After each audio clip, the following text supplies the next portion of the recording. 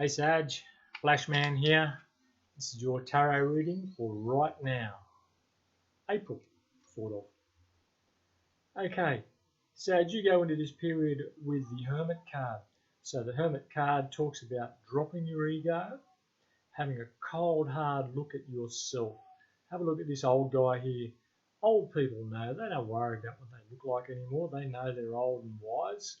And he's standing on this cold, hard surface and he's shining this light on himself. And he's asking himself, what have I learned from this experience? Where do I want to go now? Why do I feel like this? How can I be a better person because of this? So this is a very introspective and philosophical card, really, which is right up your alley, Sag. But the Hermit, when he gets into this energy, comes out a better person, someone who vibrates more highly, and someone who accepts something about themselves that perhaps they didn't accept before. Now, if that is not what's going on for you, then this is the card of the teacher, and you might be finding yourself in a teaching role in this period, Sag. So something about, it could be law and order I'm feeling for some of you, but generally, card of a teacher, needing to show someone the way, how something's being done or how something should be done, something like that. Okay, so a very introspective card for you, but also one which allows you to use the benefit of your knowledge to other people's benefit and your own. Okay, in your challenge position, you have the Sun card. So the Sun card talks about a fresh beginning, a new start somewhere, okay? And you need to allow this to come in. So perhaps there has been a tough period for you and you're just climbing out of that now. I'm seeing the Hermit card. The Hermit energy is Virgo energy, and we just had that full moon in Virgo a couple of weeks ago, and that really took a lot out of people. Some people really struggled with that emotionally. Some people couldn't even function, and perhaps you're still just clawing your way out of that, almost like a depressive state. And your challenge is to see the bright side of things here. Have the sun at your back. Be vulnerable again.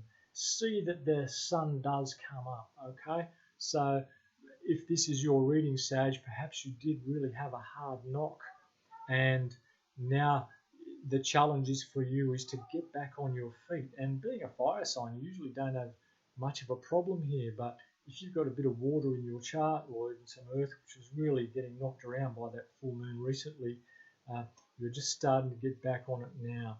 Okay, but look, the sun energy is wonderful, optimistic energy, and because you've got this coming now, especially with the Aries season, which is the pioneer of the zodiac, which is get up and go and make it happen, I'm feeling there's a big push for you to take on this new optimistic attitude.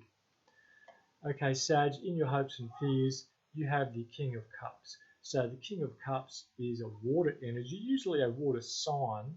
Okay, now this person is emotionally available. Sometimes they can act too much on their emotions. Now, Sag and Cancer aren't normally a good mix, okay? Because this is in your position, perhaps you're hoping for an emotional, almost like a knight in shining armor, or someone who's going to really listen to what you say and what you're feeling deep down. But I'm feeling that this is just going to be, you might get it and then realize, oh, I don't even want this, okay? Because it might be just a little bit too deep for you, because the King of Cups goes very deep. And fair enough, he's a great shoulder to cry on, and he's a good ear, and he gives out that love and emotion just right, and he lets you know that he knows how you're feeling and all that. Sag, you might just be feeling a bit vulnerable, and once you get this attention that you're getting, this empathy and sympathy that you might be seeking, you're going to be thinking, oh, well, this is sort of, no, I want to go back to my old fiery ways. Okay, so good on you, Sag. All right, in your best attitude position, in your advice position, this is the Ten of Swords.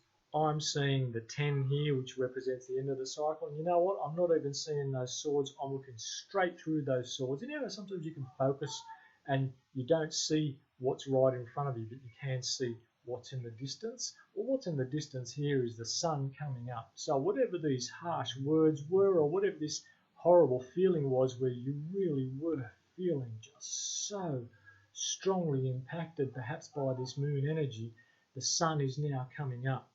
Okay, and each of these swords is really just like a state of mind, if you like.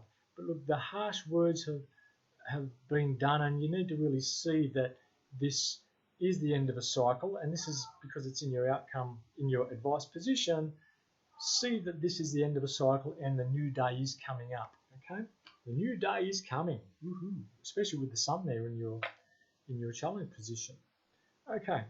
Now, in your outcome, you have the Two of Swords. The Two of Swords says to us that you've got a decision to make that you'd rather not make. Okay, perhaps there was some deception around you way back there on that island out there above where this character's just come from. She's navigated her way through those rocky waters from that deceptive past there. The moon above that island could be indicating some deception back there.